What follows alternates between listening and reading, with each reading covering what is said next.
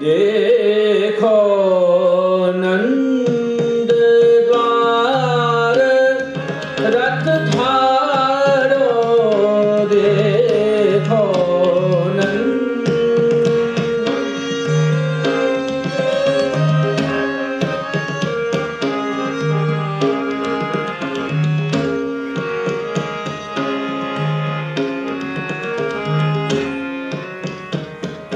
देखो नंद द्वार रथ थारो, देखो नंद द्वार रथ थारो, देखो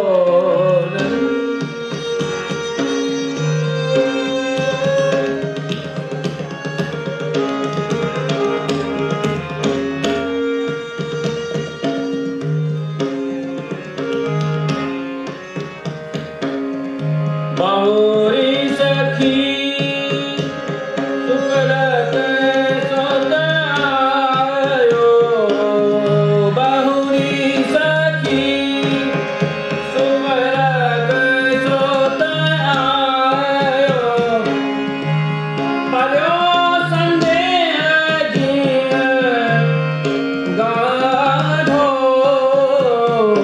देखो नंद द्वार रथ थारो, देखो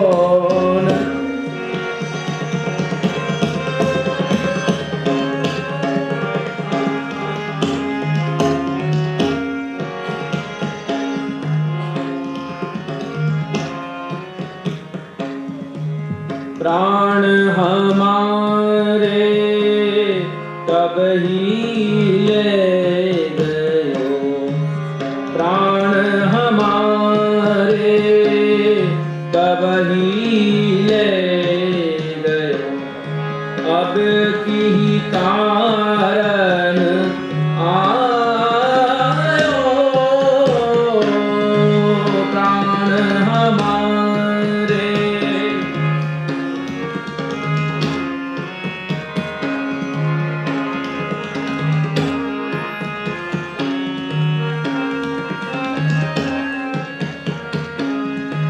मैं जानी यह बात सुनत प्रभु, मैं जानी यह बात सुनत प्रभु, कृपा करन उठ आयो, देखो नंद द्वार रथ थार, देखो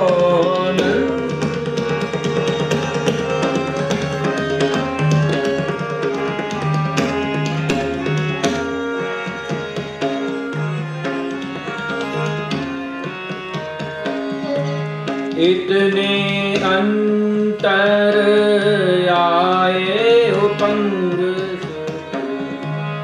इतने अंतर आई उपंग, पीछे दर्शन दीनो, इतने अंतर।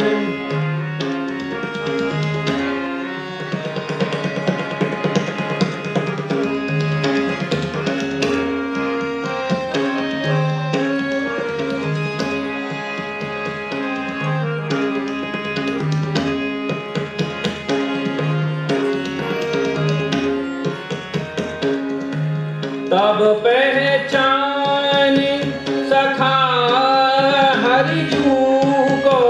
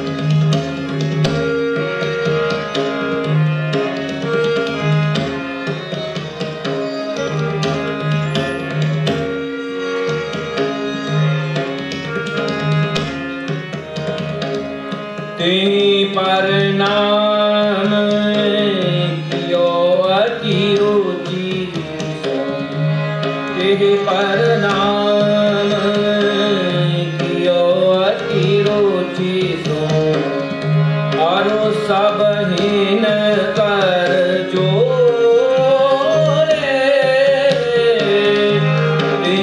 प्रणाम।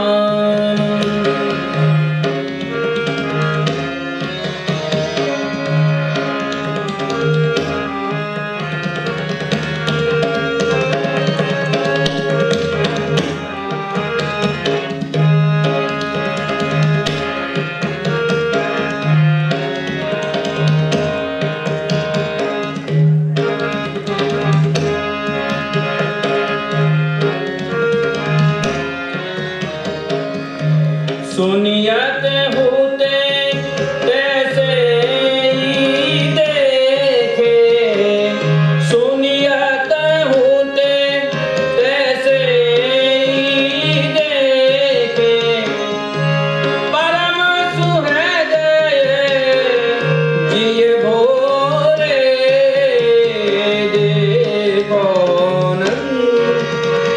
द्वार रथ थारो देखो, नंद द्वार रथ थारो देखो।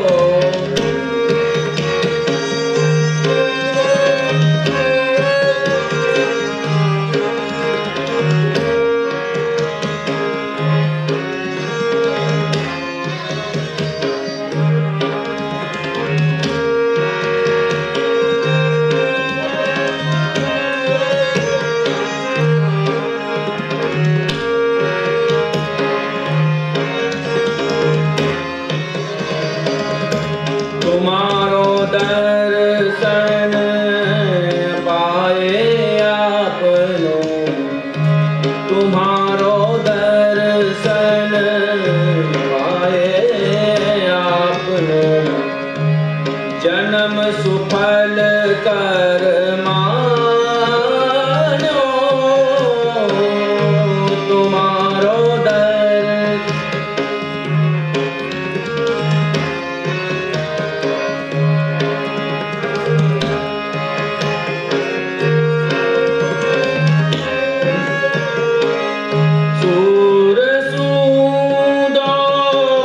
मिलत भयो सुख,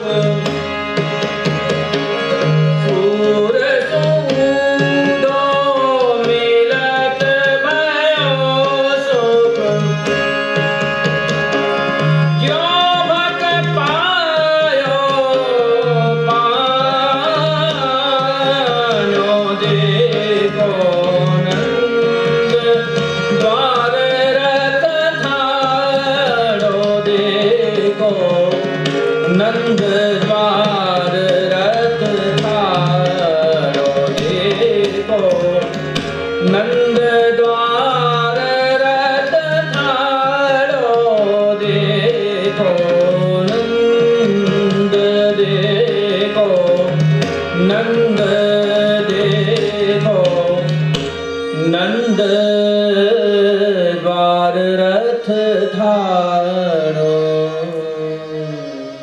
गोपिकाओं ने जब देखा कि नंद द्वार एक रथ खड़ा है,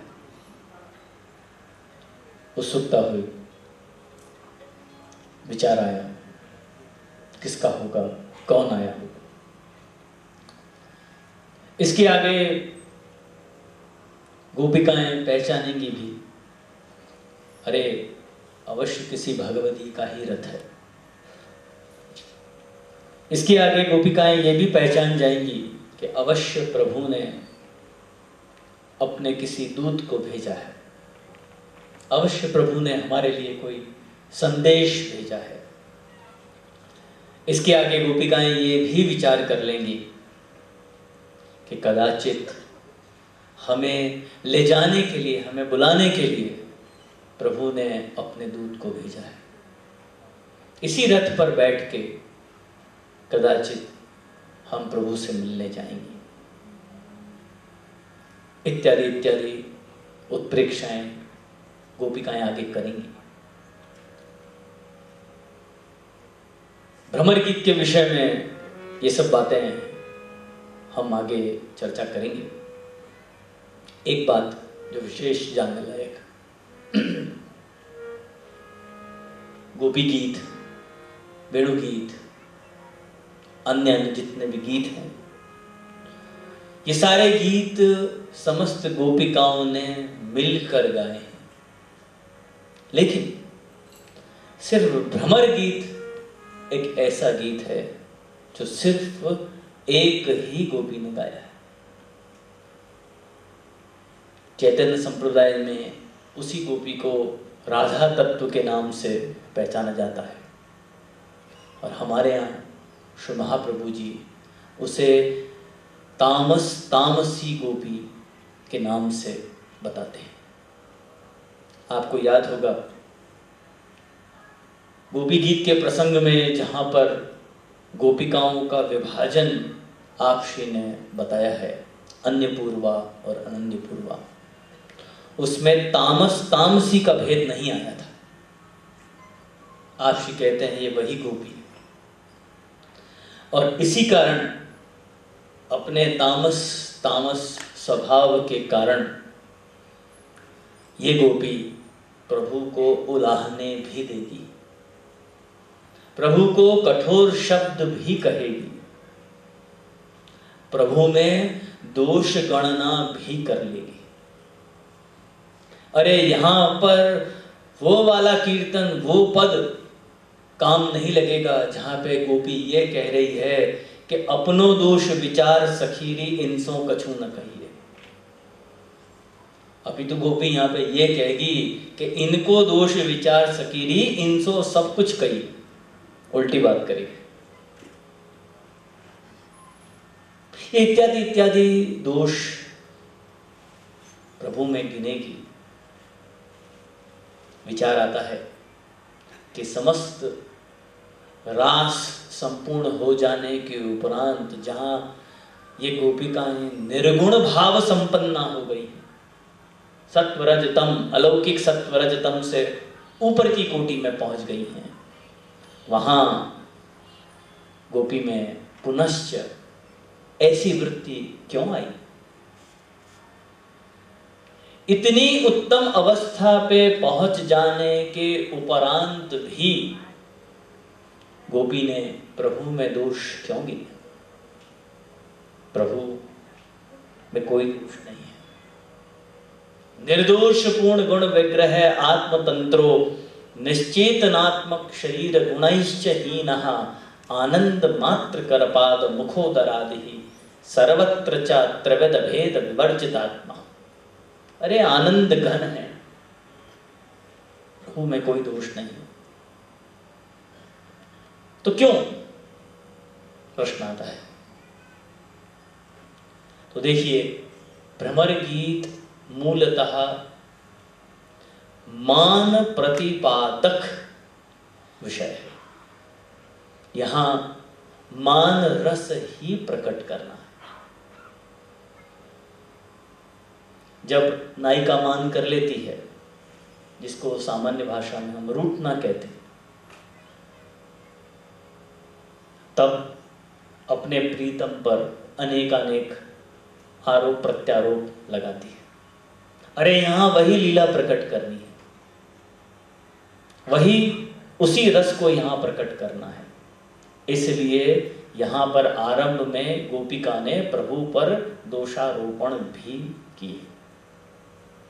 इनसे गोपिकाओं के भाव में, गोपिकाओं के स्तर में कोई त्रुटि, कोई कमी नहीं आती, क्योंकि संयोग विप्रयोग का चक्र चलता रहना चाहिए। यदि निरंतर संयोग ही मिलता रहे तो भी रस पुष्ट नहीं हो पाएगा, और निरंतर विप्रयोग ही चलता रहे तो भी रस पुष्ट नहीं हो पाएगा। इसलिए संयोग विप्रयोग का चक्र चलता रहना चाहिए। बड़ी सामान्य भाषा में बात करूं, जैसे अंग्रेजी में एक कहावत है, if there were no clouds we would have never enjoyed the sunshine. यदि काले बादल न हो तो सूर्य के प्रकाश की क्या महत्ता है ये हम कभी नहीं समझ पाएंगे। यदि कड़वा तीखा स्वाद न हो तो रसगुल्ले की क्या मिठास है ये हम कभी नहीं जान पाएंगे। इसी तरह से यदि विप्रयोग न हो तो संयोग का आनंद क्या है ये हम कभी नहीं जान पाएंगे। संयोग विप्रयोग के चक्र चलते रहने चाहिए। इससे गोपिकाओं के भाव में, उनके स्तर में कोई न्यूनता नहीं आती। ये सारी के सारी गोपिकाएं श्रेष्ठ हैं और ये वही लीला सृष्टि है जिनको प्रभु अपने श्रीअंग से पुनश्च प्रकट करके उनके संग रमण करते हैं। ये व्रज भक्त सारे वही। बड़ी सुंदर आपको एक बात मुझे याद आई है, सिद्धांत की बात याद आई है, मैं आपको सुनाता हूं। 3 प्रकार की शरणागतियां मानी गई हैं। ज्ञात शरणागति, अज्ञात शरणागति और मुख्य शरणागति।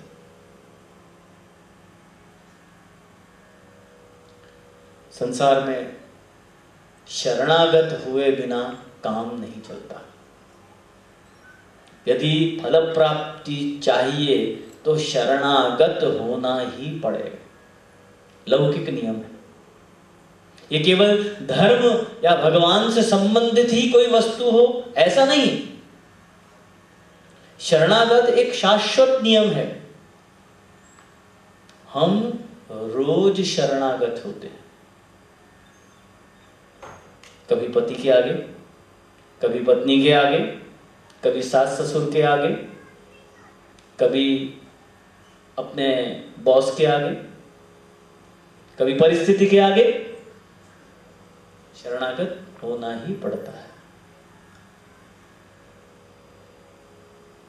कल को उठ के न करे नारायण, कहीं पे बम विस्फोट हो जाए, हम क्या करेंगे? शरणागत होंगे। 1 दिन, 2 दिन, 3 दिन घर से बाहर नहीं निकलेंगे। उसके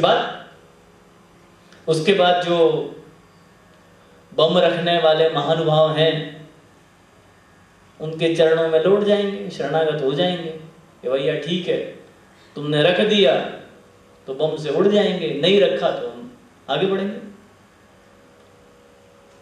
कैसी भी विकट परिस्थिति क्यों ना हो, अंततोगत्वा हर एक व्यक्ति को शरणागत होना ही पड़ता है। पति यदि पत्नी के शरणागत न हो, पत्नी यदि पति के शरणागत न हो तो एक छत के नीचे नहीं रह सकते। शास्त्र ऐसा कहता है कि किसी भी व्यक्ति, कोई भी व्यक्ति हो, वो जिस स्वभाव को लेकर जन्म लेता है वो अंत तक उसका स्वभाव वैसा का वैसा ही बना रहता है। हाँ, ये बात और है कि वो उसको प्रकट करे या ना करे, कम कर ले, ज्यादा कर ले, लेकिन किसी का स्वभाव नहीं बदलता। सुबोधनी जी की कारिका है श्री महाप्रभु जी की, स्वभावस्य अन्यथा भावो न वै शक्य कथंचन अतस्त्रिविध जीवेषु त्रिविधा भागवत कृति।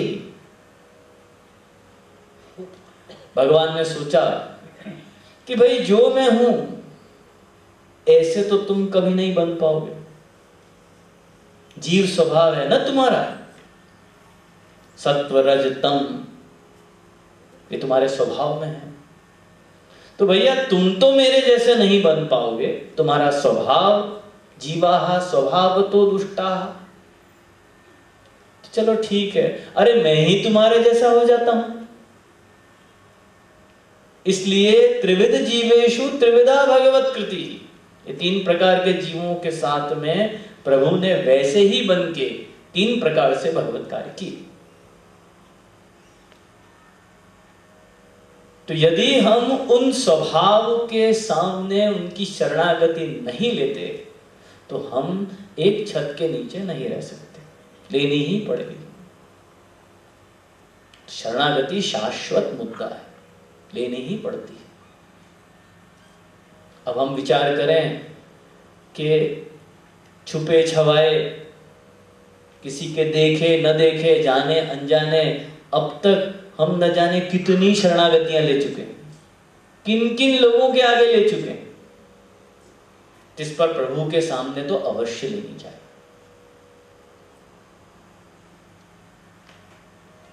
स्नेहीजनों, 3 प्रकार की शरणागतियां श्री महाप्रभु जी ने दर्शाई हैं। ज्ञात शरणागति, अज्ञात शरणागति और मुख्य शरणागति। शरणागति को समझना हो तो नवरत्न ग्रंथ पढ़ना चाहिए। अज्ञानात् अथवा ज्ञानात् कृतमात्म निवेदनम यही कृष्ण सात् कृत प्राणैहि तेषां का परिदेवना। तीनों शरणागति का ब्यौरा नवरत्न ग्रंथ में प्राप्त होता है। देखते हैं इन तीनों शरणागति के मायने क्या है।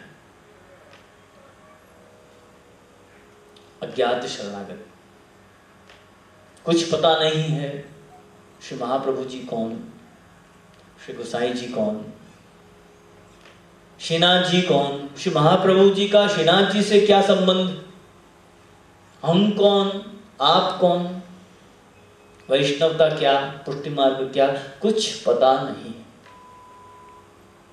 किसी ने कहा भाई आपको शरणागति लेनी चाहिए, निवेदन करना चाहिए, निवेदन कर दिए, तो ये तो हो गई अज्ञात शरणागति।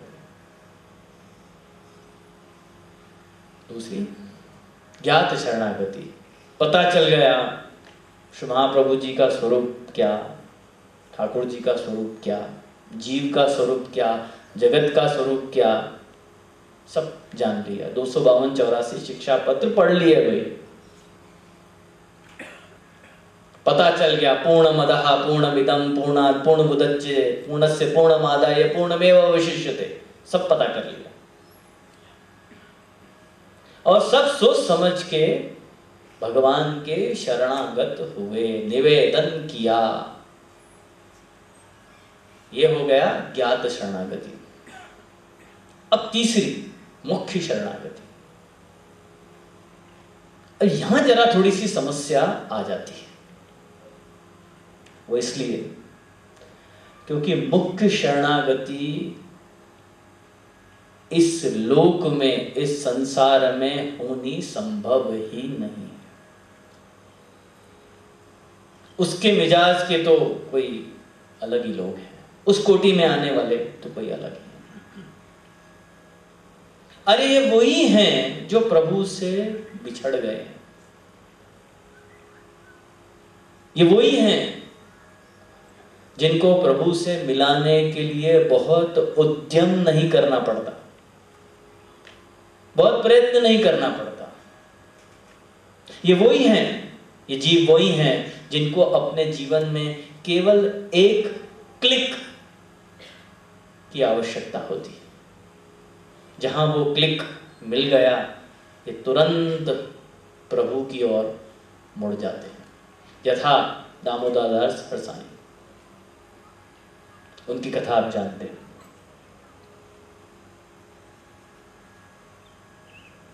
कृष्णदास अधिकारी श्रीनाथ जी का सीधा सामान लेने के लिए आगरा के शहर में पहुंचते हैं। देखते हैं कि कुछ नट हैं, नाच गाना दिखा रहे हैं।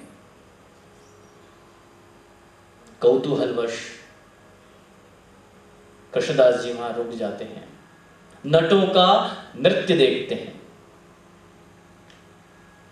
देखते हैं कि एक 10-12 वर्ष की बालिका बड़ा ही सुंदर नृत्य कर रही है। मोहित हो जाते हैं, एक टक देखते रहते हैं। लोगों को बड़ा आश्चर्य होता है कि अरे ये तिलकधारी उपरणाधारी कौन है? अरे देखो तो जरा, चेहरे पर बड़ा अलौकिक तेज है, चमक रहा है। ऐसा व्यक्ति यहां क्या कर रहा है? लोगों को बड़ा कौतूहल हुआ, क्योंकि जो भगवती होते हैं ना, भगवती केवल दिखावे को नहीं, वेशभूषा को, तिलक आदि बड़ा चौड़ा लगा लिया, धोती बंडी पहन ली, उपरना डांट लिया, वो भगवती नहीं। वो तो बाह्य आवरण है। भगवती के माने हैं अंतःकरण से भगवती, मनसा वचसा कर्मणा, वो भगवती। आचार्य कहते हैं तेजोपि निदर्शनम। आप शायद क्या करते हैं कि जो भगवती होते हैं, अरे उनके मुख पे कोई अलग ही अलौकिक तेज होता है, देदीप्यमान मुखारविंद। क्यों? अरे क्योंकि आत्मा शुद्ध है ना, आत्मा में कलुषता नहीं है, पाप नहीं है, मन शुद्ध है।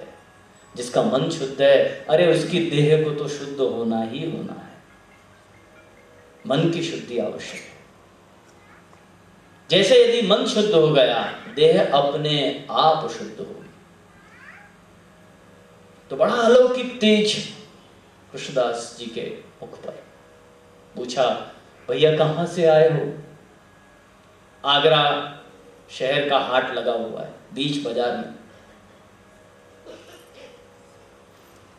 कृष्णदास जी ने पूछा कि ये बात छोड़ो, कहां से आए हैं, कौन है, ये बात बताओ, क्या तुम नाच गाना करते हो? करते हैं। पैसा लेके करते हो? पैसा लेके करते हैं। हम जहां कहेंगे वहां नाच गाना करोगे? नटों ने कहा कि भाई पैसा दोगे तो जहां बोलोगे वहां करेंगे।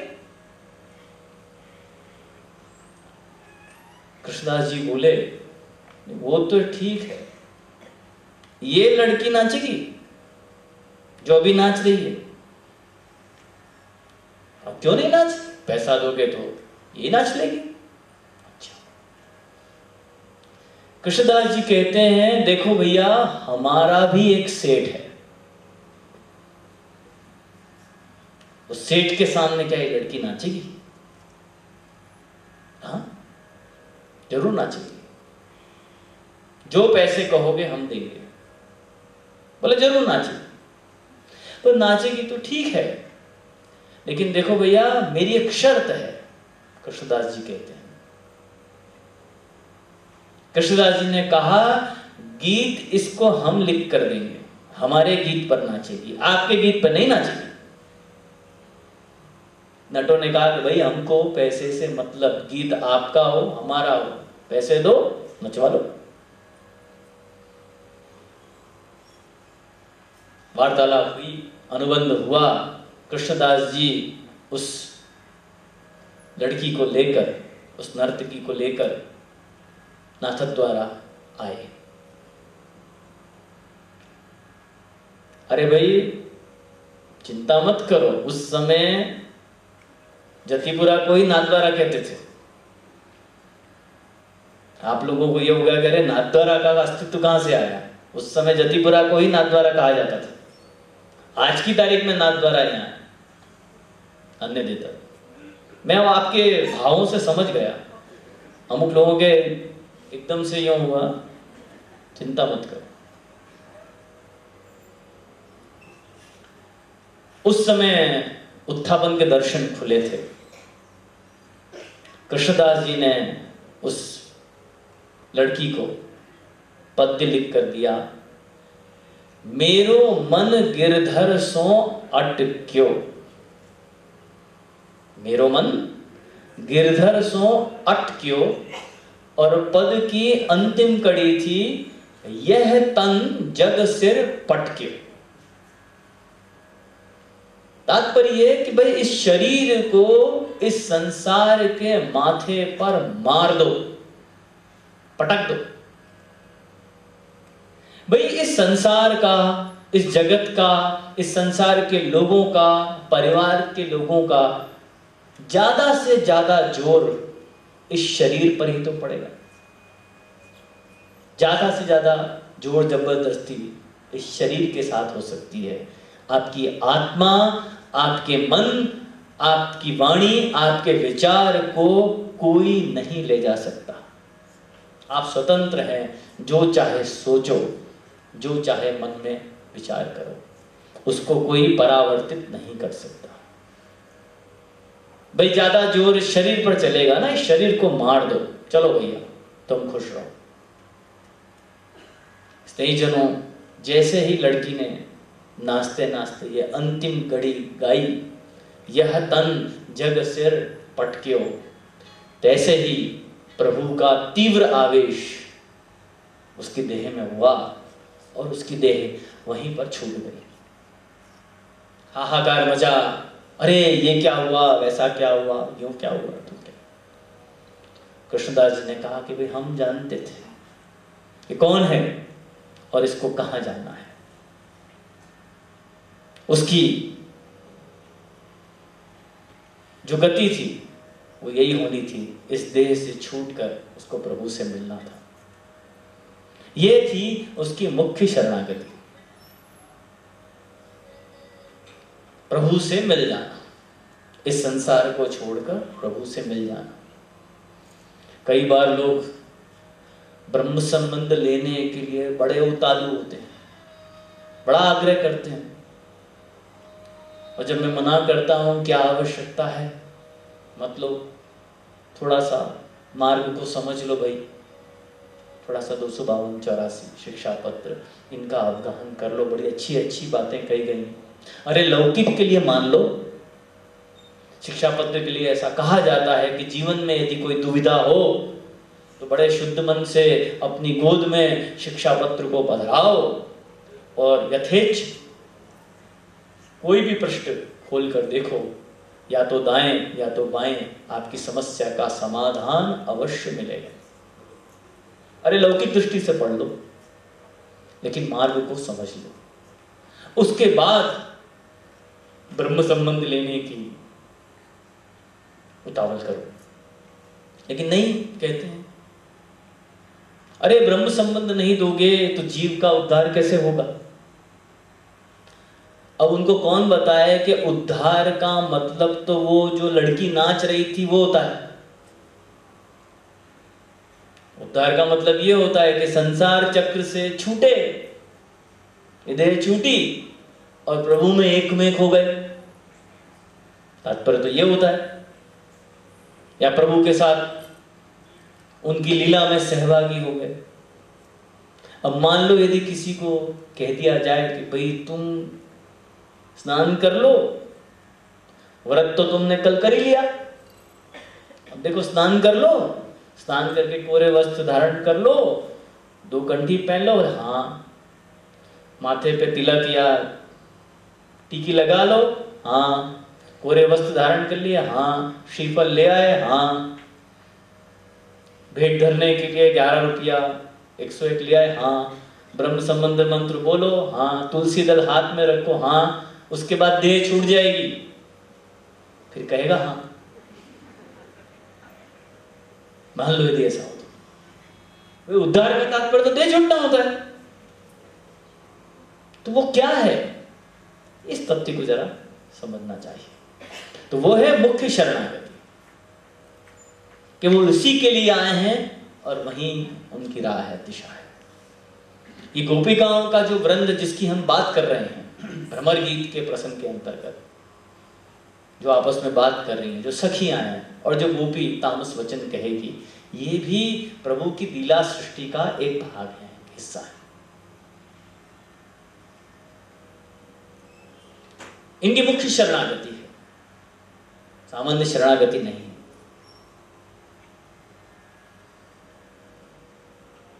बलि राजा यज्ञ कर रहे हैं। भगवान एक 5 वर्ष के बालक का रूप धरकर, ब्राह्मण का रूप धरकर यज्ञ जहां हो रहा था वहां पे पधारे। बलि राजा देख के बड़े प्रसन्न हुए कि भाई ब्राह्मण देवता मेरे यज्ञ में पधारे, बोलो आपको क्या चाहिए। भगवान ने कहा कि नहीं भाई हमको कुछ नहीं चाहिए। अरे बोलो, आप राजा बलि के यहां आए हो, मांगो, यहां से ब्राह्मण रिक्त हाथ नहीं जा सकते, बोलो। जब राजा ने बहुत आग्रह किया तो भगवान ने कहा कि अच्छा ठीक है, देने की ही इच्छा है ना, तो एक काम करना, 3 पग भूमि दे देना। ठीक है। थोड़ी देर में शुक्राचार्य जी पधारे, राक्षसों के गुरु। राजा बलि ने कहा, देखिए गुरुदेव कितना सुंदर बालक है और कितना संतोष है। मैंने बहुत कहा कि भाई मांग ले मांग ले, लेकिन मांग मांग के ही केवल 3 पग भूमि मांगी। अरे बड़ा संतोष है इस ब्राह्मण में। शुक्राचार्य जी ने कहा, अरे राजा तू मूर्ख है, ये कोई ब्राह्मण नहीं है, ये भगवान है और तेरा सब कुछ लूटने आया है। राजा बलि ने कहा,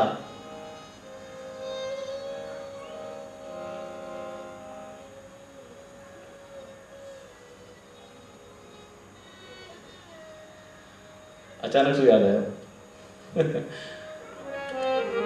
देर मैं पूरा कर रहा हूं, फिर आप करिए। कि कोई ब्राह्मण नहीं है, ये तेरा सब कुछ लूटने आया है। मुख्य शरणागति की बात हो रही है स्नेहीजनों। राजा बलि ने बड़ी सुंदर बात कही। उसने कहा कि हे गुरुदेव, ये बात आप मेरे गुरु हो और मैं जानता हूं कि आपको मेरी चिंता है कि मेरा सर्वस्व कोई लूट न ले जाए, परंतु एक बात का स्मरण रहे कि इस धरती को नहीं अपराध का बोझ है, नहीं इन पहाड़ों का, इन मकानों का, इन मनुष्यों का बोझ है। यदि इस धरती को सबसे अधिक किसी का बोझ है तो वो है झूठे व्यक्ति का। मैं अवश्य असुर हूं, दैत्य हूं, लेकिन मैं झूठा नहीं हूं। यदि मैंने ये वचन दिया है कि मैं 3 पग भूमि दूंगा तो मैं अवश्य दूंगा। एक बात। दूसरी बात कि अगर ये बात सही है कि ये भगवान है और मेरा सब कुछ लूटने आया है, तो गुरुदेव इससे अच्छी बात और क्या हो सकती है कि जिसके पास दुनिया मांगने जा रही है आज वो मेरे पास मांगने आया है। इससे बढ़िया बात क्या हो सकती है। तीसरी बात कि यदि भगवान है और मेरा सब कुछ लूटने आया है तो है भी तो उसी का ना। ये सब कुछ मुझे भगवान ने ही दिया था और जिसकी सत्ता होती है उसको अधिकार होता है ना, जब चाहे मांग ले। आज वो अपनी चीज वापस मांगने आया है तो उसकी चीज है, वो ले जाए। कहने को हम कह देते हैं सब कुछ भगवान का है, सब कुछ प्रभु का दिया है, लेकिन उसमें वास्तविकता नहीं होती।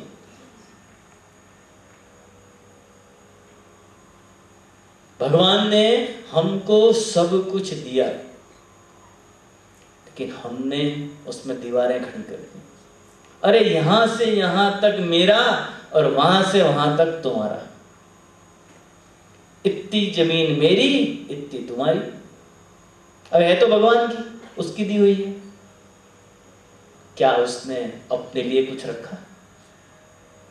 ये तो वही बात हो गई कि हम किसी के घर में मेहमान बन के जाएं और जाके कहें देखो भैया ये टीवी जो है वो यहां से निकल के वहां लगा दो, ये पर्दे जो हैं वो पुराने हो गए हैं, इनको बदल डालो। एक काम करो, आज इस घर की जो ये दीवार है इसको हटा के दीवार यहां खड़ी कर दो। तो घर का मालिक जो है क्या सोचेगा? अरे मेहमान बन के, अतिथि बन के आया है, ये तो घर का स्वामी बन बैठा। चलो रहने दो, बोलने दो। कितने दिन बोलेगा? 1 दिन, 2 दिन, 3 दिन, उसके बाद अपने घर चला जाएगा। इसलिए घर का स्वामी उस मेहमान की बात को केवल सुन के हंस दिया करता है। भगवान भी हमारे साथ ऐसा ही करते हैं। हमारे बचपने को देखकर ये मेरा, ये तेरा, भगवान हंस दिया करते हैं। भगवान कहता है कि चलो भाई, कितने दिन करोगे, कितने वर्ष करोगे, उसके बाद कुछ। तो बलि राजा ने कहा कि यदि भगवान ने मुझसे मांगा है तो मैं अवश्य दूंगा। भगवान ने, जब बलि राजा ने प्रसंग आया, बलि राजा ने वचन के अनुसार भगवान ने 2 ही चरणारविंद में पूरे ब्रह्मांड को माप लिया।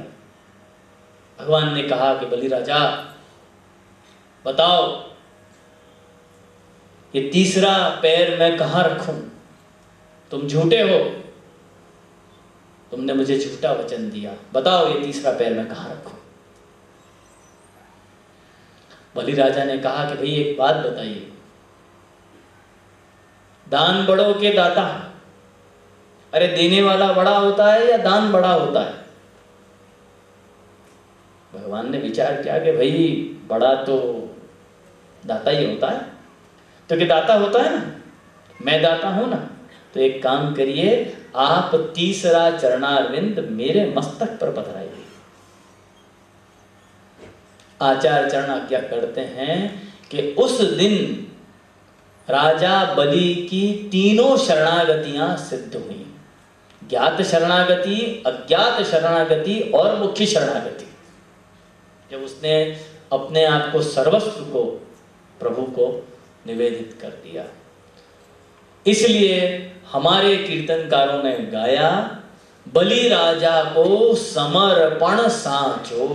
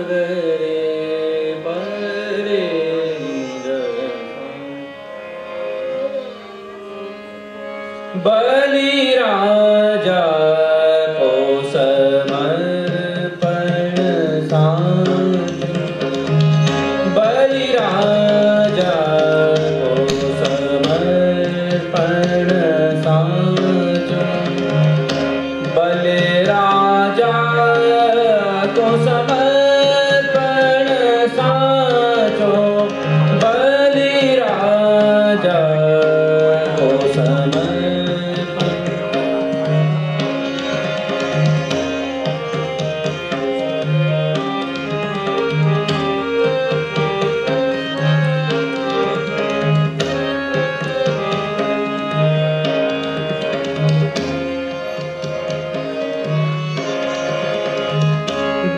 बलि राजा को समर्पण साचो, बलि राजा को समर्पण साचो, बलि राजा को समर्पण साचो, बलि राजा को समर्पण।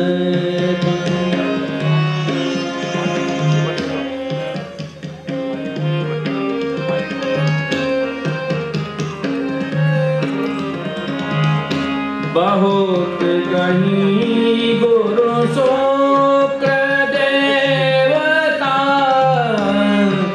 बहुत कहीं गुरु शुक्र देवता, मन गण आपनहि काजो, बलि राजा को समर्पण साचो।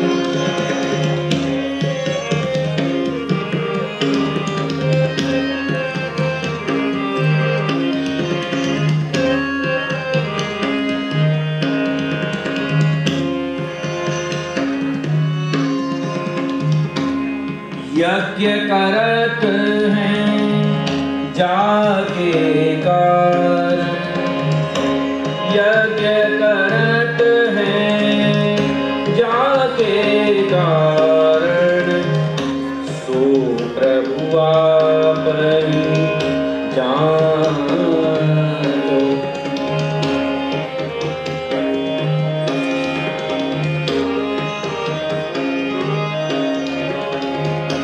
यज्ञ करत हैं जाके कारण, सो प्रभु आप ही जानो। परमानंद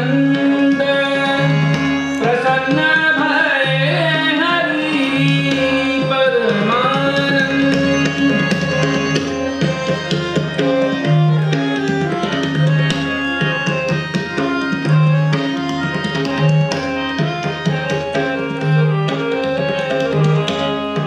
परमानंद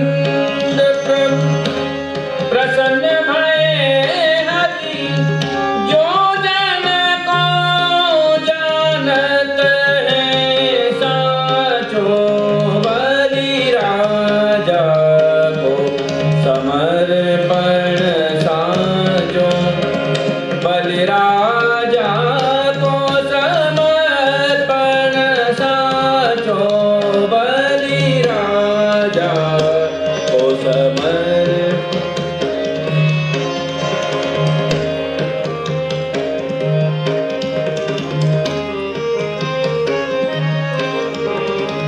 बलि राजा को समर्पण साचो, बलि राजा को समर्पण साचो।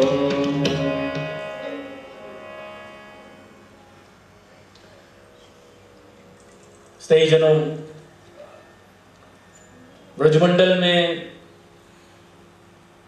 उत्सव केवल 2 बार मनाया गया। एक जब नंदग्रह में प्रभु का प्राकट्य हुआ तब, और दूसरा जब ब्रज में उद्धव जी का आगमन हुआ तब। इसलिए आचार्य चरण निरोध लक्षणम ग्रंथ में आज्ञा करते हैं, उद्धवागमने जातः उत्सवः सुमहान यथा तथा मे मनसी क्वचित। उद्धव जी के आगमन पर जैसा उत्सव ब्रजमंडल में मनाया गया, इन गोपिकाओं के हृदय में जिस प्रकार का उत्सव हुआ, अपने प्रीतम के दूत को देखकर, एक भगवती को देखकर, अन्य देतत के आरंभ में उन्होंने मान किया, रूठी, लेकिन तत्पश्चात आगे जो गोपिकाओं और उद्धव जी के संवाद हैं। तो जैसा आनंद, जैसा उत्सव उनको हुआ, आचार्य चरण आज्ञा करते हैं, अरे प्रभु के विप्रयोग में ऐसा आनंद, ऐसा उत्सव मेरे मन में कब हुआ?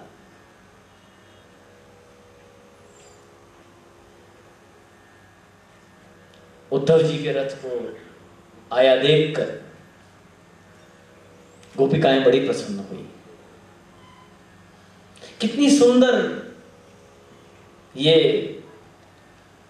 व्यवस्था है, कितना सुंदर भाव है कि जिस समय प्रभु का प्राकट्य होता है ब्रजमंडल में, उत्सव 2 बार मनाया गया। एक तब जब प्रभु का प्राकट्य हुआ तब, और दूसरा उद्धव जी के आगमन पर। ये बड़ी बारीकी है, सूक्ष्मता है विषय की, कि एक बार भगवत सेवा का अवसर मिला है और एक बार सत्संग का अवसर मिला है। पहले उत्सव में प्रभु का प्राकट्य हुआ, इसलिए सेवा का अवसर मिला, और दूसरे उत्सव में भगवदीय का आगमन हुआ, इसलिए सत्संग का अवसर प्राप्त हुआ। तो श्री महाप्रभु जी के दृष्टिकोण से सेवा और सत्संग ये दोनों बराबर बैठ जाते हैं। प्रभु के आने पर सेवा और भगवदी के आने पर सत्संग। तो जैसा आनंद प्रभु के आने पर होना चाहिए, अरे तैसा ही आनंद किसी भगवती के आने पर भी होना चाहिए, क्योंकि भगवती के आने से हमको सत्संग मिलता है। हरिराय जी, श्री महाप्रभु जी कहते हैं, आज्ञा करते हैं कि जीव को कभी भी सत्संग नहीं छोड़ना चाहिए, वरना इस घोर कलयुग में वो बहिर्मुख हो सकता है, चाहे कैसा भी परिपक्व जीव क्यों ना हो। भगवतियों का संग करे, सत्संग करे। श्रवणम सर्वधर्मेभ्यो वरम मन्ये तपोधनः वैकुंठस्तु यतो कृष्णः श्रवणाद अस्य लभ्यते। अरे श्रवण को, सत्संग को समस्त धर्मों से मैं बड़ा मानता हूं। क्यों? अरे इसकी शक्ति तो देखो। इसकी शक्ति यह है कि वैकुंठ में विराजा हुआ कृष्ण श्रवण से यहां हमारे पास प्राप्त हो जाता है। किसी ने भगवान को पूछा, कहां विराजते हो भाई? कभी पता लगता है यहां हो, कभी वहां हो, कभी वैकुंठ में हो, कभी ब्रज में हो, कहां विराजते हो भैया, जरा बताओ। भगवान बड़ी सुंदर आज्ञा करते हैं, नाहम बसामि वैकुंठे योगिनाम हृदये नच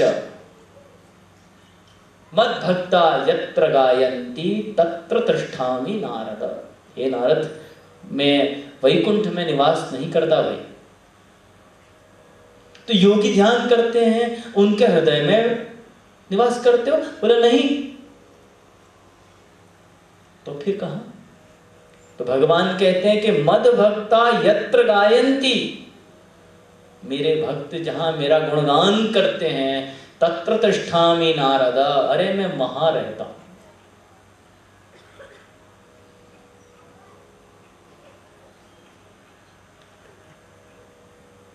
श्रीमद् भागवत का प्रसंग आया। गोकर्ण जी ने धुंधकारी की मुक्ति के लिए भागवत बुलाई। बिल्कुल ऐसी ही भागवत शुकदेव जी ने परीक्षित जी को भी सुनाई। लेकिन जब परीक्षित को सुनाई तब देवताओं को पता चला। देवता दौड़े दौड़े आए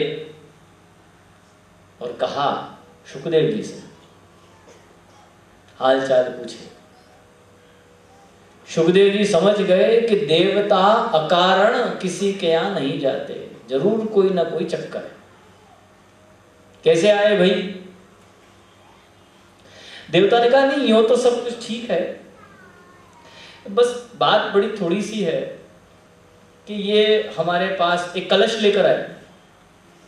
कहा ये हमारे पास में स्वर्गामृत है, स्वर्ग का अमृत, ये आप ले लो और बदले में जो कथामृत आप परीक्षित को देने वाले हो वो हमको दे दो। सुखदेव जी ने कहा कि देखो भैया, जिसको कथामृत लेना है या देना है उससे बात करो। देवता परीक्षित के पास आए, बोला कि भैया ये स्वर्गामृत ले लो और कथामृत हमको दे दो। परीक्षित ने सुखदेव जी से पूछा कि भाई स्वर्गामृत में और कथामृत में क्या अंतर है? तो सुखदेव जी ने कहा कि भाई स्वर्गामृत और कथामृत में यो तो बहुत बड़ा अंतर है, पर यदि एक वाक्य में समझना हो तो समझ लो कि स्वर्गामृत पीकर अमर हो जाया करते हैं और कथामृत पीकर अभय हो जाया करते हैं। यदि तुमको अमर होना है तो स्वर्गामृत ले लो, और यदि अभय होना है, निर्भय, तो कथामृत ले लो। परीक्षित ने कहा कि भाई ऐसे जीवन से क्या लाभ जहां प्रत्येक क्षण भयभीत होकर बिताना पड़े। अरे कोई आ जाएगा, अरे कोई मेरा सब कुछ लूट लेगा, अरे कोई मुझको कुछ कह देगा, कोई मुझे कुछ कर देगा, मेरा ऐसा हो जाएगा, मेरा वैसा हो जाएगा। हम सब डरे हुए हैं, भयभीत हैं। हमको चिंता है कि कहीं हमारी चीज कहीं कोई ले ना जाए, कोई हमारा कुछ कर न दे। सब डरे हुए। कभी रास्ते में चलना, आपको एक भी व्यक्ति रास्ते पर चलता हुआ ऐसा दिखाई नहीं देगा कि जिसके मुख पर संपूर्ण निश्चिंतता है, जो एकदम आनंद मंगल होकर यूं चल रहा है। एक भी नहीं दिखाई देगा। कोई यूं डरा हुआ है, भयभीत है, किसी न किसी चीज का डर, किसी न किसी चीज का भय। देखिए, आदमी जब ऑफिस में से, घर से जब ऑफिस की तरफ जाता है तब उसकी चाल देखिए, और ऑफिस से लौटकर जब घर आता है, शांति से भोजन करता है और अपने बरामदे में या अपने गार्डन में जब चलता है तब उसकी चाल देखिए। जिस समय वो घर से बाहर जा रहा है, कितना टेंशन, कितनी चिंता, कितनी व्यग्रता उसके मुख पे होती है, और जब घर आया, भोजन कर लिए और बरामदे में या अपने बगीचे में टहल रहा होता है, कितनी निश्चिंतता होती है, क्योंकि उसे कहीं नहीं जाना है, कुछ नहीं करना है। उसको पता है यही मेरा अंतिम पड़ाव है, मेरा आश्रय आ गया, मेरा घर आ गया, अब मुझे कहीं नहीं जाना है, मैं यहाँ बड़े आनंद से हूं। अपने आप एक निश्चिंतता का भाव उसके मुख पे आता है। स्नेहीजनों, प्रभु शरणागति में भी यही निश्चिंतता आती है। क्यों? क्योंकि अब कहीं नहीं जाना है, अब कुछ नहीं करना है, प्रभु के चरणारविंद पकड़ लिए, अब कहीं नहीं जाना। जिसको शरणागति का भाव होता है, उसके मुख पर भी, उसकी देह में भी निश्चिंतता आती है। वो भयभीत नहीं होता। अरे उसके माथे पे बोझा नहीं है, स्वच्छंद है, निश्चिंत है। परीक्षित ने कथामृत ले लिया, स्वर्गामृत छोड़ दिया। राजा भोज के दरबार में, सभा में प्रश्न उपस्थित हुआ, अमृत कहाँ है?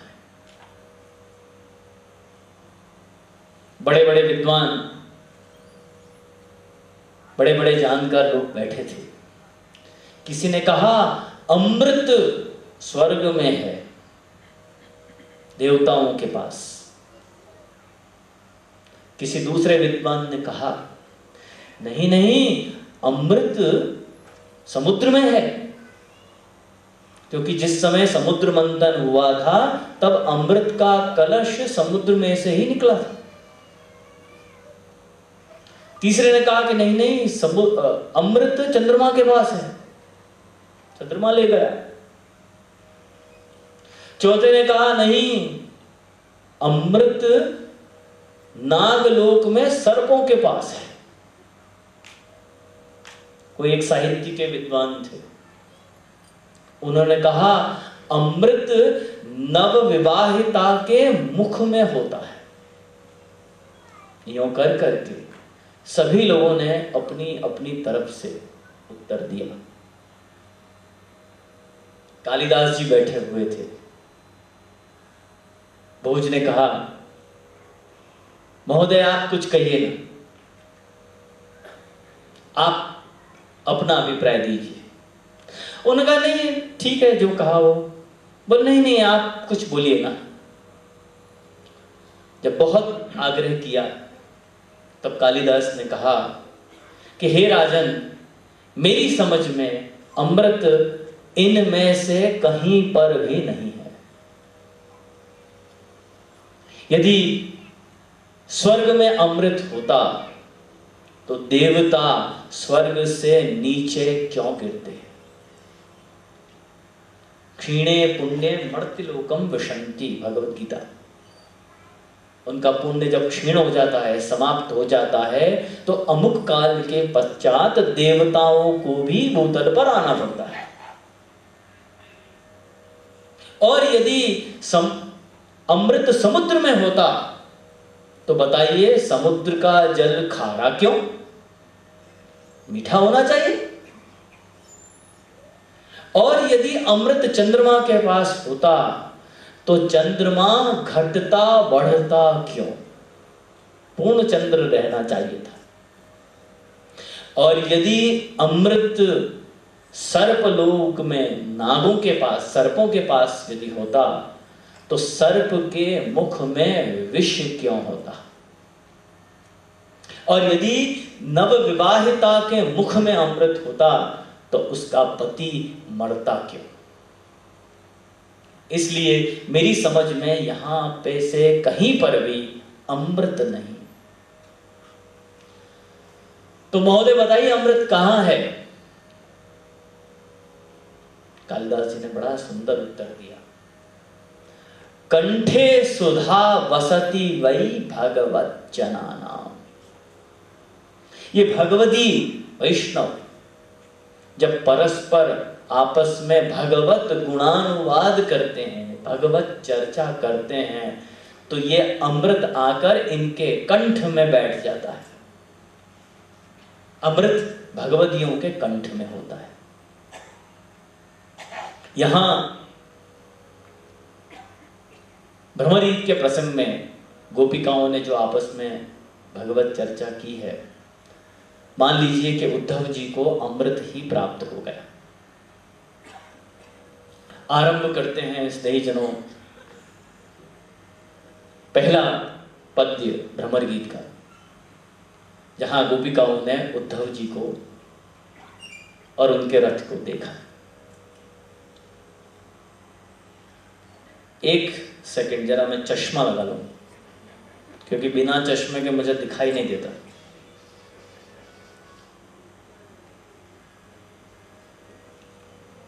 अब दिख रहा है। सुखदेव जी कह रहे हैं, अब इसमें समस्या ये है कि जब चश्मा लगाता हूं तब आप नहीं दिखा देते, और चश्मा उतार देता हूं तो सुबोधनी की पंक्ति दिखाई नहीं देती, क्योंकि मेरा जो मूल जो चश्मा है वो मैं घर पे भूल गया। ये समस्या हो गई। यद्यपि एक नया चश्मा बनवाया था लेकिन वो भूल गए वहां पे। ये पुराना आ गया। इसलिए ये बात इसलिए मैं कह रहा हूँ क्योंकि समस्या ये आएगी कि थोड़ी देर में मैं पहनूंगा, फिर उतारूंगा, फिर पहनूंगा, फिर उतारूंगा। तो इसलिए आप डिस्टर्ब मत होना, वो मैं पहनता उतारता रहूंगा, ठीक है। अब मेरे साथ आप आगे बढ़ेंगे भ्रमर गीत के पहले पद्य पर। सुखदेव जी कह रहे हैं, तम वीक्ष, उनको देखकर, किसको? कृष्णानुचरम, कृष्ण के जो अनुचर हैं उनको देखकर। किसने देखा? व्रजस स्त्रिया, व्रज की स्त्रियों ने देखा कृष्ण के अनुचर को, यानी कि उद्धव जी को। कैसा है, कैसे अनुचर हैं? कि प्रलंब बाहु, ये जो बाहु है ये बड़ी लंबी लंबी। सुबोधनी में श्री महाप्रभु जी कह देंगे, परिरंभ सूचिता, ये बड़ी बड़ी जो बाहें होती हैं उससे श्री ठाकुर जी परिरंभ करते हैं। तो ऐसी ही बाहु, प्रलंब बाहु, लंबी बाहु उद्धव जी की भी है। भगवत सदस्य रूप है उद्धव जी का। इसलिए गोपिकाओं ने भगवती और भगवान में भेद नहीं माना है, भगवत सदस्य उद्धव जी को माना है। वर्णन करते हैं, प्रलंब बाहु, लंबी लंबी बाहें, नवकंज लोचनम, नेत्र कैसे हैं? अरे ऐसे हैं जैसे कोई नए कमल का पुष्प खिला हो। राजीव लोचन, नेत्रों को कमल की उपमा दी जाती है। मुझे श्री महाप्रभु जी के नेत्र बड़े प्रिय हैं, ऐसे बड़े बड़े गहरे कमल के जैसे। श्री महाप्रभु जी के मुखारविंद में यदि कोई दर्शनीय वस्तु है तो आप श्री के नेत्र बड़े सुंदर। पीतांबरम, जैसे भगवान ने पीतांबर धारण किया है तैसा ही पीतांबर उद्धव जी ने भी धारण किया। पुष्कर मालिनम, जैसे शिव प्रभु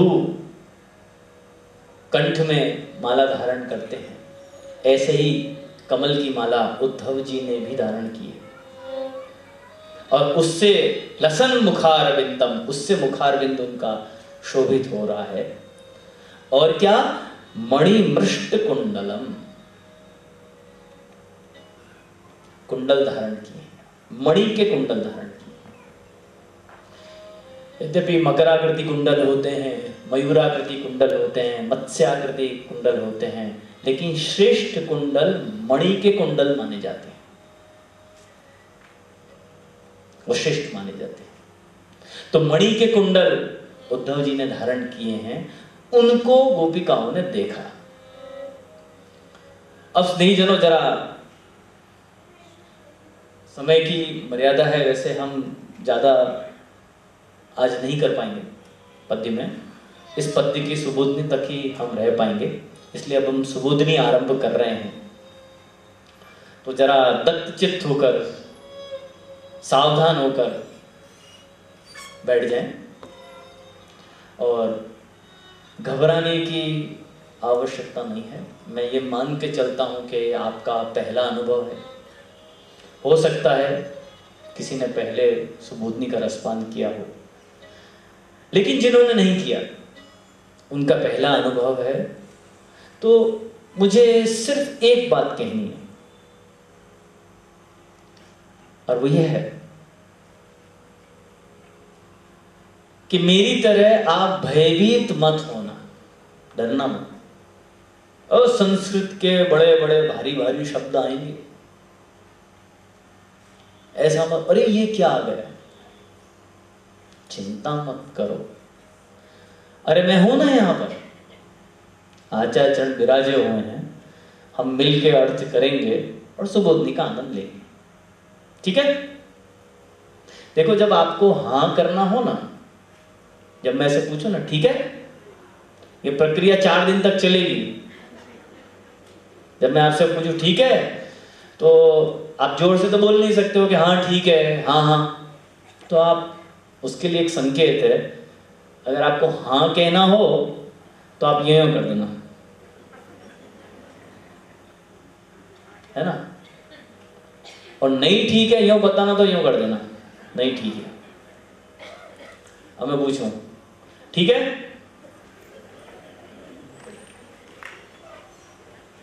तो देखिए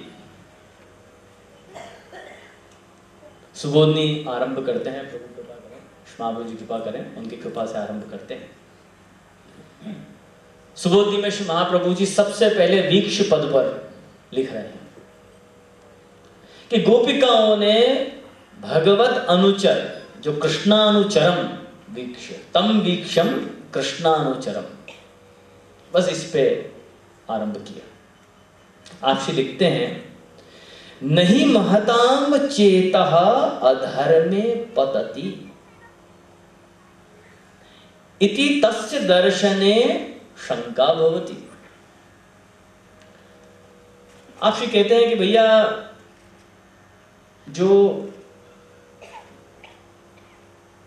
महज्जन होते हैं, जिनके मन में धर्म होता है, महानुभाव होते हैं, बड़े होते हैं, धर्म पर चलने वाले, निष्ठा पर रहने वाले, अरे ऐसों का चित्त कभी अधर्म की ओर नहीं जाता। नहीं महताम चेतः अधर्मे पतति। तो जो बड़े होते हैं, जो धर्मशील होते हैं, महानुभाव होते हैं, उनका चित्त कभी भी धर्म की ओर नहीं जाता, अधर्म की ओर नहीं जाता। आप बता रहे हो कि गोपिकाएं सर्वश्रेष्ठ हैं, गोपिकाओं का चित्त भगवान के अतिरिक्त कहीं जा ही नहीं सकता। गोपी प्रेम की ध्वजा, सेवा रीति प्रीति ब्रज जन की, जनहित जग प्रकटाई, यहां तक की बात है। तो गोपिकाओं ने पर पुरुष की ओर कैसे देख लिया, जबकि गोपिकाओं की दृष्टि अपने प्राण पृष्ठ प्रभु के अतिरिक्त कहीं जाती ही नहीं। पर पुरुष की ओर कैसे देखा, महज्जनों का चित्त अधर्म में कैसे गया, ये शंका होती है। भाई गोपी की निष्ठा पे तो यदि इतनी सी भी आंच आएगी तो उसका निवारण वहीं के वहीं किया जाएगा। क्यों? क्योंकि गोपी के ही भाव पे तो पुष्टि मार्ग की अट्टालिका खड़ी हुई है। ये जो इतना बड़ा पुष्टि मार्ग दिख रहा है, गगनचुंबी इमारत जो पुष्टि मार्ग की दिख रही है, उसकी नींव है गोपी का भाव। अरे वो भाव ही यदि कहीं से खंडित हो रहा हो, टूट रहा हो, या उसमें शंका हो रही हो, सबसे पहले उसको हटाएंगे। तो उसको हटा रहे। क्यों देखा? देखिए उसी शंका का निवारण करने के लिए तो शुकदेव जी ने लिखा है कृष्णानुचरम। गोपी ने किसी ऐसे वैसे व्यक्ति की तरफ नहीं देखा, अरे वो कृष्ण का अनुचर है, भगवान का संदेशवाहक है, इसलिए देखा। ठाकुर जी का संदेशवाहक है, कृष्णानुचरम, कृष्ण का अनुचर है, इसलिए गोपी की दृष्टि यत् किंचित भी पर पुरुष की ओर गई। यदि वो कृष्ण से संबंधित न होता, यदि भगवान कृष्ण से उसकी आकृति न मिलती, मणिमृष्ट कुंडलम पीतांबरम लसन मुखारविंदम नवकंज लोचनम प्रलंब बाहुम, ये सारे गुण प्रभु सदृश न होते तो प्रश्न ही नहीं खड़ा होता है कि गोपी उसकी तरफ देख भी ले। दर्शनीय तिलकः, बड़ी सुंदर व्याख्या है, अभी हमारे पास समय नहीं है, पर मुझे कभी याद दिलाना, इसकी व्याख्या करेंगे, दर्शनी तिलक की, बड़ी सुंदर है।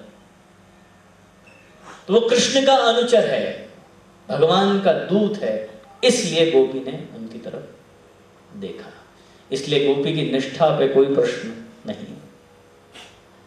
ये हमारे ब्रज के लोग बड़ी सुंदर बात करते हैं।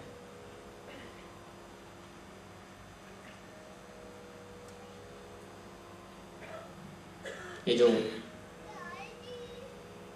नहीं महताम चेतः अधर्मे पतति, महज्जन कभी अधर्म नहीं करते, उस पर बड़ी सुंदर बात है, ब्रज में बड़ी प्रचलित है, प्रख्यात है, कि जिस समय भगवान मथुरा नगरी में पधारे, अक्रूर जी ले गए, तो रथ पे विराजमान होकर जिस समय श्री ठाकुर जी मथुरा नगरी में प्रवेश कर रहे हैं, उस समय समस्त मथुरा नगरी अपने अपने दरवाजों पे, खिड़कियों पे, छतों पे, मकानों पे चढ़ चढ़ के करोड़ों कामदेव को भी लज्जित कर देने वाले प्रभु के दर्शन करने लगे।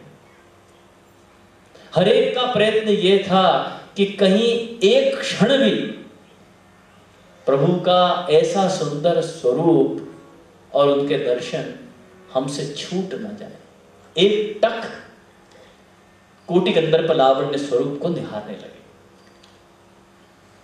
ऐसे में एक बहू जिसने घूंघट कर रखा था, प्रभु को देखने के लिए इतनी उतावल हो गई कि उसने अपना घूंघट उठा दिया, खोल दिया और प्रभु के एक टक दर्शन करने लगी। पास में उसकी सास खड़ी थी, उसने कहा कि अरे बहू, तुझे लज्जा नहीं आई, मर्यादा तोड़ दी, इतने सारे परपुरुष हैं, उनके सामने तेने घूंघट उठा दिया, लज्जा त्याग, मर्यादा तोड़ दी, मर्यादा भंग हो गई परिवार की। बहू ने बड़ा सुंदर उत्तर दिया। बहू ने कहा कि सासू मां, आप चिंता मत करो, कोई मर्यादा नहीं टूटी है। क्यों?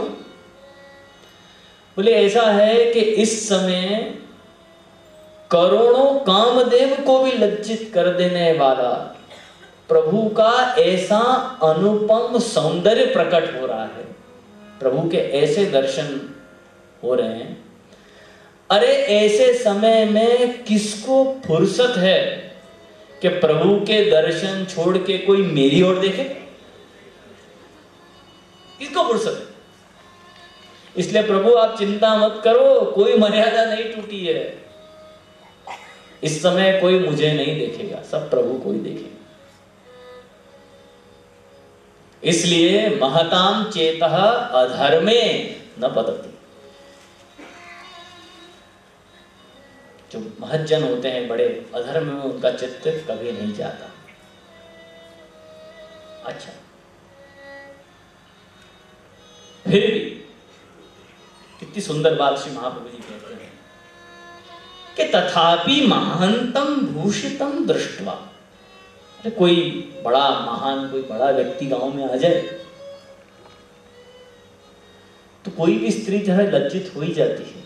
अरे ये कौन आ गया, हम पहचानते नहीं, जानते नहीं, ऐसा सोने का रथ, ऐसे मणिमृष्ट कुंडल इत्यादि, कौन आ गया? तो लज्जित तो होती हैं। तो ये स्त्रियां लज्जित क्यों नहीं हुई, इनको लज्जा क्यों नहीं आई? ये उसके इतने निकट जाकर उत्प्रेक्षाएं क्यों करने लगी? तो श्री महाप्रभु जी कहते हैं, देखिए शुकदेव जी क्या कह रहे हैं, व्रजस स्त्रियः, अरे नागरीणाम अयम स्वभावः। अरे शहर की कोई पढ़ी लिखी समझदार स्त्री होए तो वो तो विवेक कर पाए कि किसको देखना, किसको नहीं देखना, किसके निकट जाना, किसके निकट नहीं जाना, किससे बचना, किससे नहीं बचना। अरे ये तो बेचारी गांव की सीधी सादी महिला है, व्रज स्त्रिया। इन बेचारियों को क्या मालूम, ये क्या जानती हैं। इसलिए ये बेचारी भोलेपन में चली गई, इसलिए इन पे कोई दोषारोपण नहीं होना चाहिए। ऐसे भी व्रज भक्तों के लिए बड़ी सुंदर पंक्ति श्रीमद् भागवत में आती है। अहनियाप्रदम निशिशयानम अतिश्रमेण। भागवत में वर्णन आता है कि व्रज भक्त क्या करते थे कि अहनियाप्रदम, दिन भर खेतों में थक के खूब काम करते और वहां से काम करके थक के घर लौटते। निशिशयानम अतिश्रमेण, थक जाते और थक के सो जाते। इन्होंने भगवान को प्राप्त करने के लिए कोई जप तप साधन नहीं किए, कुछ नहीं किए। बड़े सीधे सादे सरल लोग।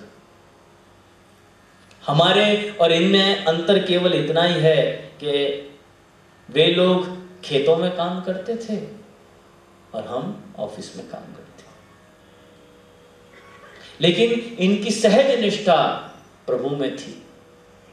ये प्रभु को अत्यधिक चाहते थे, इसलिए इनको प्रभु प्राप्ति हो गई।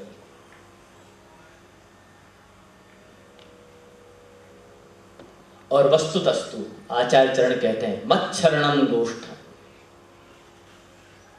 आचार्य चरण आज्ञा करते हैं कि देखो प्रभु ने क्या कहा था। ये पूरा जो व्रज है, ये पूरा व्रज मेरा घर है, मैं यहीं रहता हूं, मैं यहीं निवास करता हूं। तो जो व्रज में रहते हैं जितने भी, वो सारे के सारे भगवती हैं। यदि उद्धव जी आए हैं तो वो भगवती हैं, और यदि गोप स्त्रियां हैं, व्रज स्त्रियां हैं, तो वो भगवती हैं। इसलिए एक भगवती का दूसरे भगवती से परस्पर मिलना बनता है और उसमें कोई भी दोष नहीं है। यदि व्रज स्त्रियों की प्रवृत्ति उद्धव जी की तरफ हुई है तो केवल प्रभु सदस्य रूप को देखकर हुई है, कृष्ण के अनुचर को देखकर हुई है। स्नेहीजनों, आज समय बहुत हो गया है, 7:45 बज रहे हैं। कार्यक्रम थोड़ा हमारा विलंब से आरंभ हुआ, इसलिए आज हम यहाँ पर अल्प विराम लेते हैं। कल जो भी समय ये उद्घोषक या अन्य जो आयोजक हैं वो निश्चित करेंगे, उस निश्चित समय पर हम इकट्ठे होंगे और इस भ्रमर गीत की यात्रा को हम आगे बढ़ाएंगे। आज आश्रय का पद करके आज की सभा का समापन करें।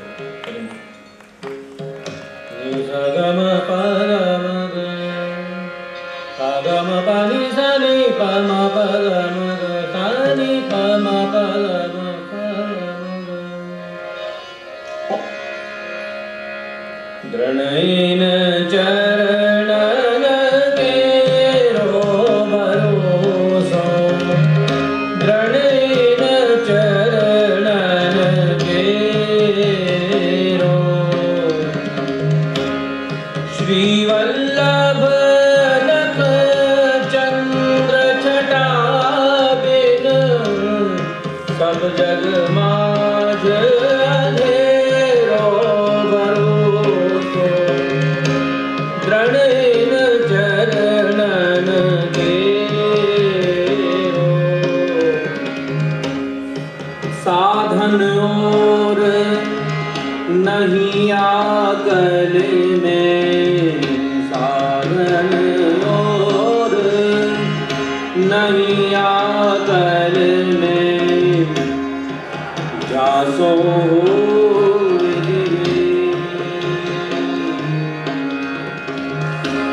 सूर कहा करे दुविध आदरो, सूर कहा करे दुविध आदरो, बिना मूल को चेरो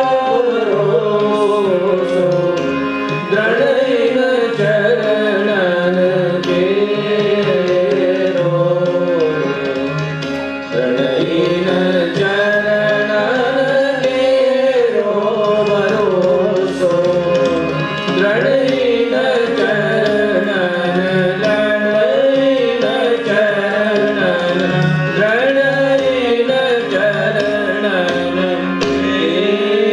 तेरो। बोलो वल्लभाधीश की जय। एक आवश्यक सूचना कि गर्मी को देखते हुए जैसे कि आपने आज्ञा करी, कल से ये कार्यक्रम 4:30 बजे से रखा गया है और आज अभी आप सभी वैष्णव का आग्रह है, आपसे कि चनेश्वर का लाभ भी सबको मिलेगा और सभी वैष्णव बाहर महाप्रसाद लेकर के ही जाएंगे, जल्दी जाने का आग्रह नहीं रखेंगे, ऐसा निवेदन है आप लोगों से। और इतनी गर्मी के बावजूद भी इतने वैष्णव के दर्शन हो रहे हैं, ये बड़ी भारी बात है। मुझे तो एक बात याद आती है, एक शायर की लाइन याद आती है कि मंजिल मिलेगी भटक कर ही सही, मंजिल मिलेगी भटक कर ही सही। अरे गुमराह तो वो है जो घर से निकले ही नहीं। तो इसमें नहीं, आप भले गर्मी में कैसे भी आइए, आपको खूब आनंद आएगा। वैष्णव को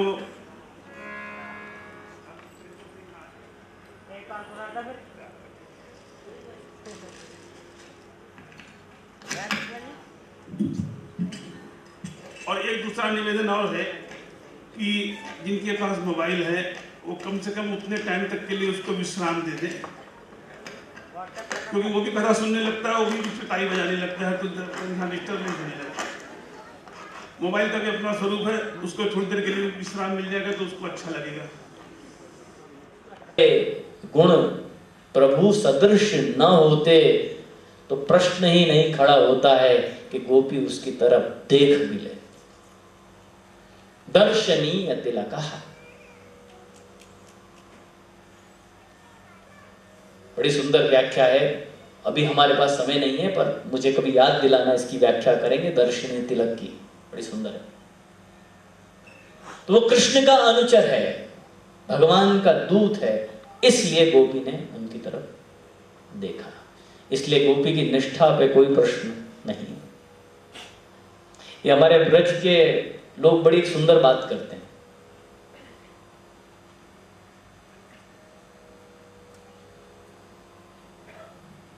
ये जो नहीं महतां चेतः अधर्मे पतति, महज्जन कभी अधर्म नहीं करते, उस पर बड़ी सुंदर बात है, ब्रज में बड़ी प्रचलित है, प्रख्यात है कि जिस समय भगवान मथुरा नगरी में पधारे, अक्रूर जी ले गए, तो रथ पे विराजमान होकर जिस समय श्री ठाकुर जी मथुरा नगरी में प्रवेश कर रहे हैं, उस समय समस्त मथुरा नगरी अपने अपने दरवाजों पे, खिड़कियों पे, छतों पे, मकानों पे चढ़ चढ़ के करोड़ों कामदेव को भी लज्जित कर देने वाले प्रभु के दर्शन करने लगे। हर एक का प्रयत्न यह था कि कहीं एक क्षण भी प्रभु का ऐसा सुंदर स्वरूप और उनके दर्शन हमसे छूट न जाए। एक टक कोटि गंधर्व लावण्य स्वरूप को निहारने लगे। ऐसे में एक बहू जिसने घूंघट कर रखा था, प्रभु को देखने के लिए इतनी उतावल हो गई कि उसने अपना घूंघट उठा दिया, खोल दिया और प्रभु के एक टक दर्शन करने लगी। पास में उसकी सास खड़ी थी, उसने कहा कि अरे बहू, तुझे लज्जा नहीं आई, मर्यादा तोड़ दी, इतने सारे परपुरुष हैं, उनके सामने तेने घूंघट उठा दिया, लज्जा त्याग, मर्यादा तोड़ दी, मर्यादा भंग हो गई परिवार की। बहू ने बड़ा सुंदर उत्तर दिया। बहू ने कहा कि सासू मां, आप चिंता मत करो, कोई मर्यादा नहीं टूटी है। क्यों?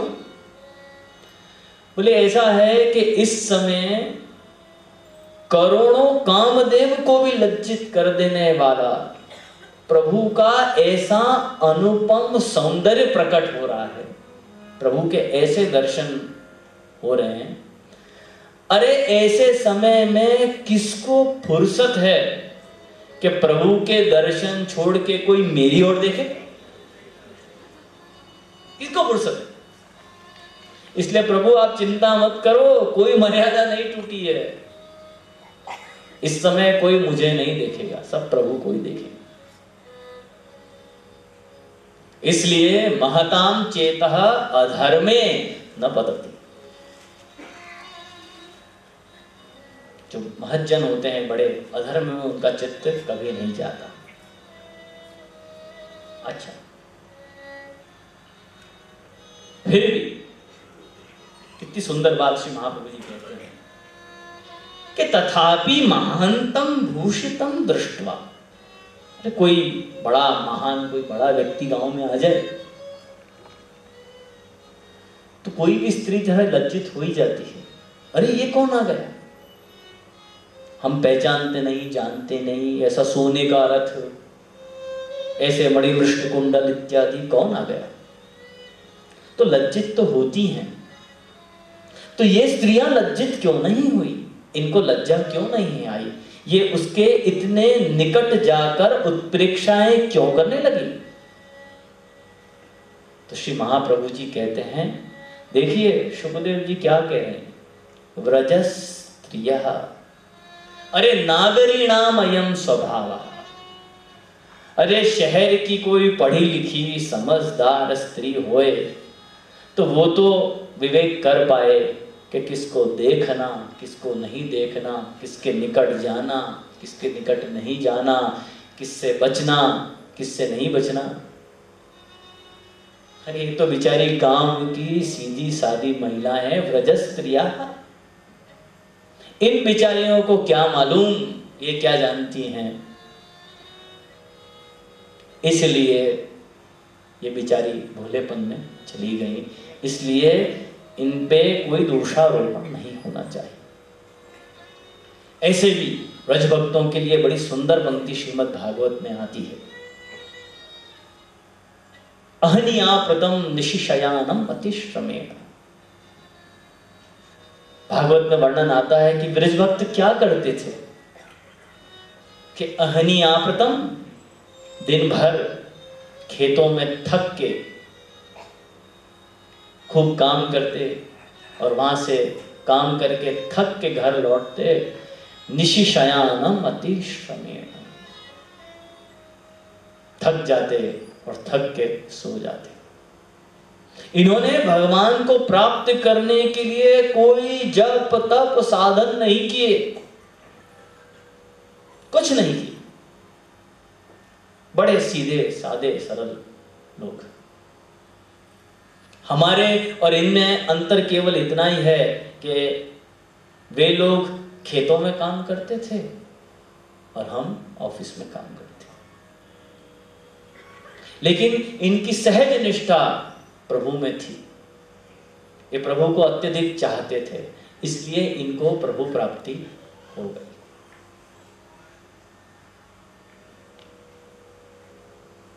और वस्तुतस्तु आचार्य चरण कहते हैं मच्छरणम गोष्ठ। आचार्य चरण आज्ञा करते हैं कि देखो प्रभु ने क्या कहा था, ये पूरा जो व्रज है, ये पूरा व्रज मेरा घर है, मैं यहीं रहता हूं, मैं यहीं निवास करता हूं। तो जो व्रज में रहते हैं जितने भी, वो सारे के सारे भगवती हैं। यदि उद्धव जी आए हैं तो वो भगवती हैं, और यदि गोप स्त्रियां हैं, व्रज स्त्रियां हैं, तो वो भगवती हैं। इसलिए एक भगवती का दूसरे भगवती से परस्पर मिलना बनता है और उसमें कोई भी दोष नहीं है। यदि व्रज स्त्रियों की प्रवृत्ति उद्धव जी की तरफ हुई है तो केवल प्रभु सदस्य रूप को देखकर हुई है, कृष्ण के अनुचर को देखकर हुई है।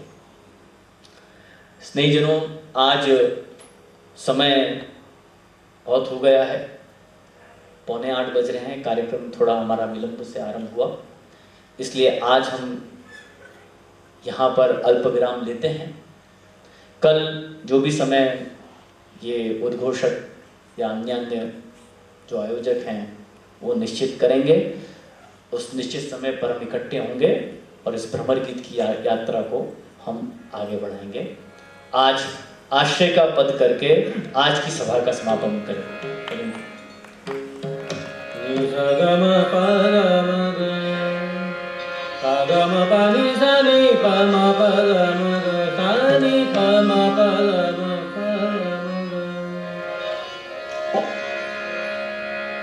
दृढ़ीन चरणन केरो भरोसो दृढ़ीन चरणन केरो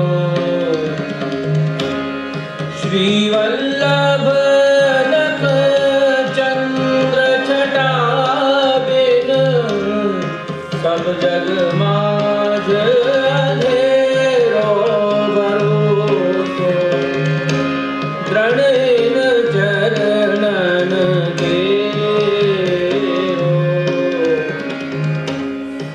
साधन और नहीं आकल में साधन और नहीं आकल में जासो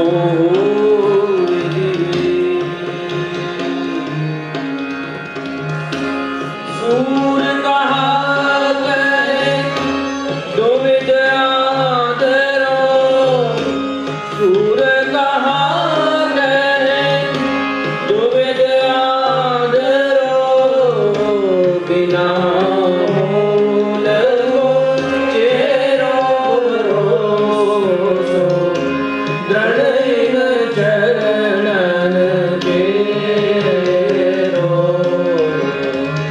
दृढ़ीन चरणन केरो भरोसो दृढ़ीन चरणन दृढ़ीन चरणन दृढ़ीन चरणन केरो। बोलो वल्लभाधीश की जय। एक आवश्यक सूचना कि गर्मी को देखते हुए जैसे कि आपने आज्ञा करी, कल से ये कार्यक्रम 4:30 बजे से रखा गया है और आज अभी आप सभी वैष्णवों का आग्रह है आपसे कि चनेश्वर का लाभ भी सबको मिलेगा और सभी वैष्णव बाहर महाप्रसाद लेकर के ही जाएंगे, जल्दी जाने का आग्रह नहीं रखेंगे, ऐसा निवेदन है आप लोगों से। और इतनी गर्मी के बावजूद भी इतने वैष्णव के दर्शन हो रहे हैं, ये बड़ी भारी बात है। मुझे तो एक बात याद आती है, एक शायर की लाइन याद आती है कि मंजिल मिलेगी भटक कर ही सही, मंजिल मिलेगी भटक कर ही सही। अरे गुमराह तो वो है जो घर से निकले ही नहीं। तो इसमें नहीं, आप भले गर्मी में कैसे भी आइए, आपको खूब आनंद आएगा। वैष्णव को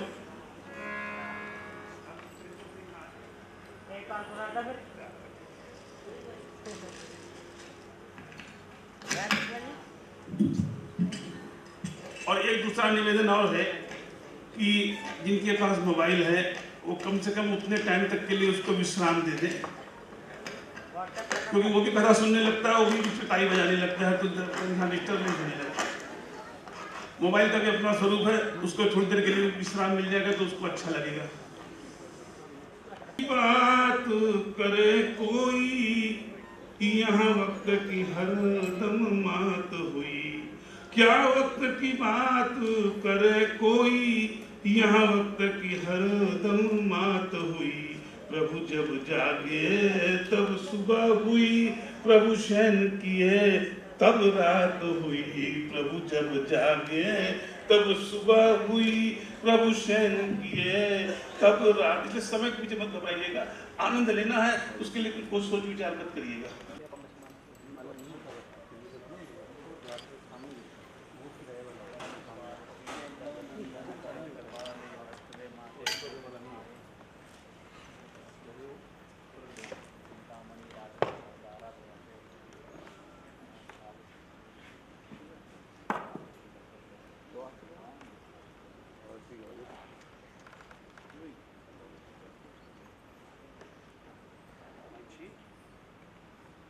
वल्लभाधीश की जय, श्याम सुंदर श्री यमुने महारानी की जय, बोलो गिरिराज धरण की जय, आज के आनंद की जय। कल हम सभी लोग इसी प्रकार आनंद लेने के लिए 4:30 बजे इस सभागार में पुनः आएंगे और सभी वैष्णव महाप्रसाद लेकर चरित पथ का लाभ लेकर के ही जाने का कष्ट करेंगे। वक्ता और श्रोता के बीच में एक संबंध स्थापित होता है। जैसे मैं प्रभु कृपा से मैं वक्ता हूँ, प्रभु कृपा से आप श्रोता हैं, लेकिन वक्ता को तो बोलना है, श्रोता को सुनना है, लेकिन ऐसा कहा जाता है कि श्रोता और श्रोता में सिर्फ र का अंतर होता है। श्रोता कब श्रोता बन जाए कहा नहीं जा सकता। तो जैसे कुछ कर्तव्य वक्ता के होते हैं, तैसे ही कुछ कर्तव्य, इसको रिकॉर्ड करने की जरूरत